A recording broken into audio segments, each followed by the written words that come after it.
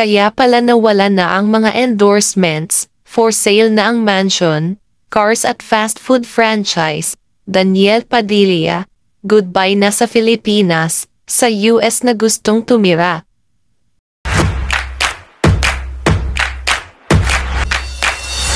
True kaya ito? Ayon sa ilang malalapit na kaibigan, gusto na raw mag-migrate sa USA ni Daniel Padilla kaya isa-isa na niyang ibinibenta ang mga naipundar niyang properties.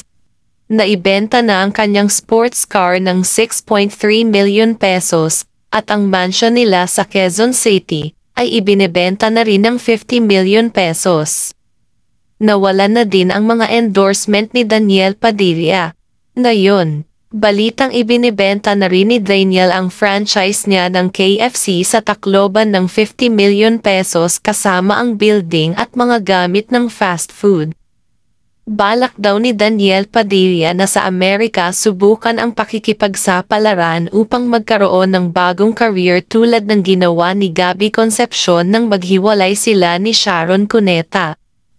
Dahil malakas ang appeal ni Gabby Concepcion sa tao, nakasurvive siya sa kanyang pag-show doon sa iba't ibang venues.